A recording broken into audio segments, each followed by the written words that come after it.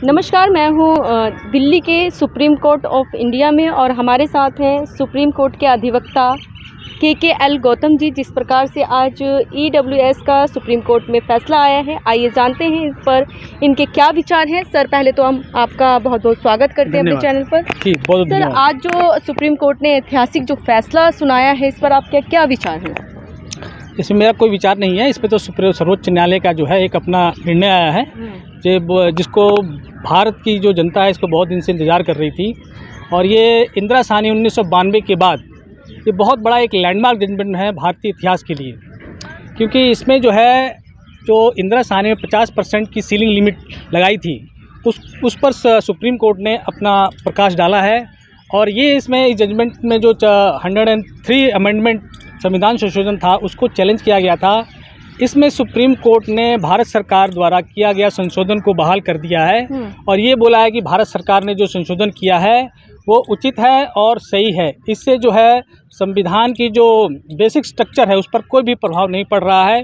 और इसके जो इकोनॉमिकली वीकर सेक्शन के जो लोग हैं, जो भारतीय जो जनता है, उसको इसका बहुत ही अच्छा लाभ मिलेगा, क्योंकि जो गरीब लोग हैं, जो अपनी गरीबी रेखा से नीचे रहते हैं, उनको जो है एजुकेशन में और आपके जो सरकारी सेवाएं हैं उसमें रिजर्वेशन का कोई लाभ नहीं था। जो अपर कास्ट के लोग थे, अपर कास्ट में भी बहुत सारे लोग गरीब होते हैं।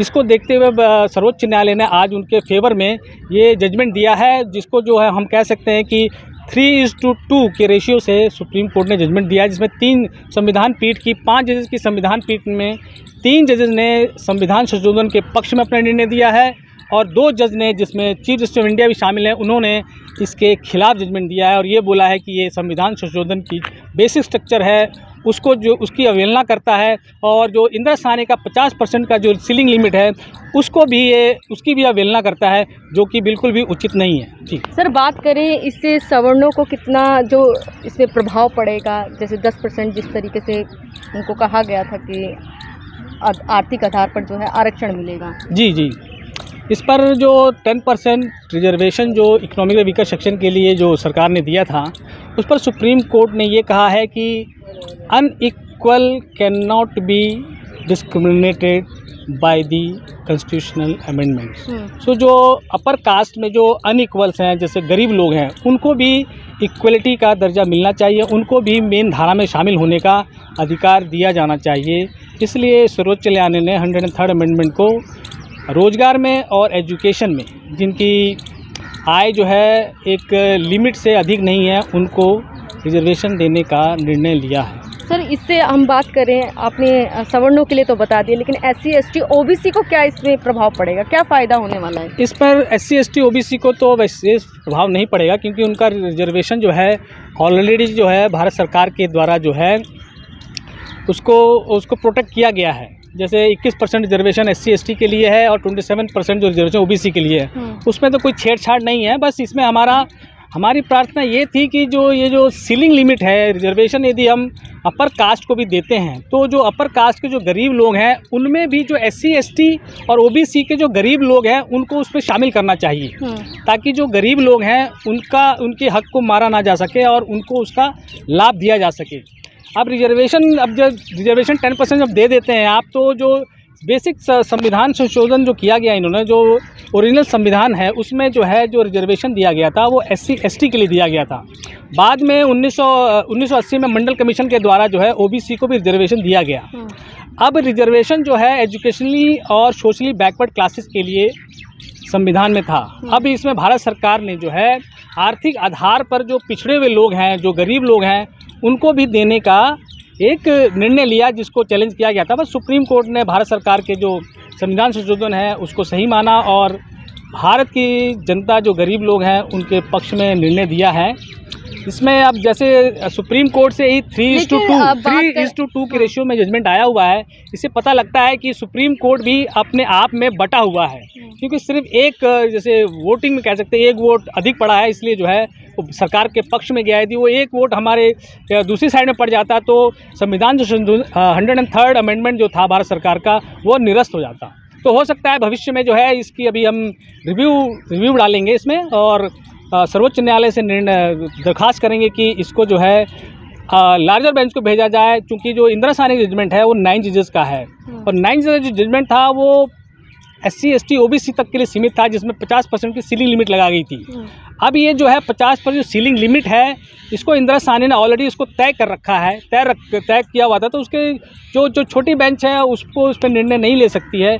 इसलिए जो है, जैसा कि हम देखते हैं कि 3:2 के रेशियो से जजमेंट आया है, तो इसमें पूरी संभावनाएं है कि इसको लार्जर बेंच में भेजा जाए मैटर को। तो हम अपना प्रयास करेंगे, रिव्यू पिटीशन के माध्यम से दरखास्त करेंगे सर्वोच्च न्यायालय को कि इसकी जो है रिव्यू की जाए और रिजर्वेशन को जो ओरिजिनल संविधान की मूल भावना है उससे छेड़छाड़ न की जाए, ताकि जो ये रिजर्वेशन का जो हक है, जब तक SC ST और OBC के लोग बराबर नहीं हो जाते, जो आपने जो मुख्य धारा में शामिल नहीं हो जाते, तब तक ये रिजर्वेशन SC ST OBC तक की सीमित रहना चाहिए, जिससे कि जो भारत सरकार, भारत के जो लोग हैं, नागरिक हैं, गरीब हैं, उनको लाभ मिल सके, क्योंकि OBC और SC ST के लोग ही बहुत ज़्यादा गरीब हैं। जी, सवर्णों में भी तो गरीब लोग हैं। नहीं, सवर्णों में गरीब लोग हैं, बट उनमें जो है एजुकेशनली सोशली बैकवर्ड नहीं है, वो इकोनॉमिकली बैकवर्ड तो है, आर्थिक आधार पर बैकवर्ड है, पर इससे ये नहीं पता लगता है आज जो आदमी गरीब है कल को गरीब नहीं रहेगा, ये कोई गारंटी नहीं है, कल को वो बहुत अमीर बन सकता है। इसका एग्जाम्पल आप बहुत सारे आप देख सकते हैं कि जो बहुत ही गरीब हुआ करते थे, कभी ठेल लगाते, चाय बेचते थे, आज उनके पास बहुत बड़ी कोठियाँ हैं और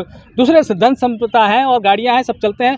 बट जो आज सोशली और एजुकेशनली बैकवर्ड जो है, जो एक स्टिग्मा जो लग जाता है, यदि सामाजिक तौर पे एक स्टिग्मा जो जाति का लगता है, वो कभी आज देखिए हम देखते हैं 5000 साल से आज तक वो धुला नहीं है। तो रिजर्वेशन उसके लिए था, निर्धनता के लिए नहीं था, बट सरकार ने जो निर्णय लिया है उसको सर्वोच्च न्यायालय ने सही ठहराया अपने मेजॉरिटी के व्यू से। बट हम फिर भी इसको जो है सर्वोच्च न्यायालय में इसकी अपील करेंगे और सर्वोच्च न्यायालय कहेंगे कि इस पर पुनः जो है एक बार विचार किया जाए और संविधान की मूल भावना से छेड़छाड़ न की जाए। जी, तमाम जनता को क्या संदेश देना चाहेंगे? जनता को हम तो ये संदेश देना चाहेंगे, सर्वोच्च न्यायालय ने जो निर्णय दिया है उसको सम्मान करना चाहिए और जो कानूनी प्रक्रिया है उसी के द्वारा, उसी की हद में रहते हुए अपने प्रयास करते रहने चाहिए और भारतीय जनता को जो है सर्वोच्च न्यायालय पे पूर्ण विश्वास रखना चाहिए, क्योंकि आज की तारीख में जो है सर्वोच्च न्यायालय में जो निर्णय लिए जाते हैं वो सर्वोपरि हैं और आज हमारा जो भरोसा है सर्वोच्च न्यायालय में ही है और पूर्णतः सर्वोच्च न्यायालय में ही हमें रखना भी चाहिए। जी, कब तक डाल देंगे इस पिटीशन को आप? हमारे पास तो 30 डेज़ का टाइम होता है रिव्यू पिटीशन का, तो 30 दिन के अंदर जो है अपना प्रयास करेंगे इस पर रिव्यू डालने का। जी, आइए सर, अपना परिचय। मेरा नाम मनोज कुमार है और मैं इनके साथ एसोसिएट हूँ, मिस्टर कौशल जेकल गौतम साहब। इसमें पहले इंदिरा साहनी केस से पहले SR बालाजी केस आया था। बालाजी केस में ST का किया गया था। उसमें इंदिरा साहनी, बाकी सब तो उन्होंने शिकायत दिया गौतम साहब ने, बट उसमें ये था कि 9 जज की बेंच थी साहनी साहब इंदिरा साहनी केस में, तो ये 5 जज की बेंच थी। तो उसमें जो करने का अधिकार से 9 से ऊपर ही है। जजेस जो थे कम थे इस वजह से। जी, हमें इसीलिए हम रिव्यू पिटीशन की बात करेंगे। ठीक है सर, आप कुछ कहना, नाम बता दीजिए। एडवोकेट वसुंधरा राणा। वसुंधरा राणा जी, जो आज EWS का जो जजमेंट आया है सुप्रीम कोर्ट में, उस पर आपके क्या विचार हैं? जजमेंट का तो मैं रिस्पेक्ट करती हूँ ऐसे, बट इसमें अपील के चांसेस लग रहे हैं। तो आपके हिसाब से अपील दायर होगी अब? हाँ, अपील तो दायर होगी, मतलब दायरी। मैम, आपका नाम? एडवोकेट वैशाली नदियाला। आपके क्या विचार हैं मैम? जैसे कि आज जो EBS पे एक जजमेंट आया है, जिसमें 5 जज की बेंच ने आज जजमेंट दिया है, लेकिन हम उस जो जजमेंट है उसका सम्मान करते हैं, लेकिन इसमें फिर भी जो एक इंदिरा साहनी का जो 50% का जो स्टिग्मा लगाया गया था वो उससे ऊपर जा रहा है। इससे जो SC ST के लोग हैं वो भी सफ़र हो सकते हैं। इसलिए अभी हमने पिटीशन डाली थी, उसमें अभी जजमेंट आया है, लेकिन उस जजमेंट से हम पूर्ण तरीके से सहमत नहीं है। इसलिए अभी 30 डेज़ का टाइम होता है इसमें दोबारा से रिव्यू डालने का।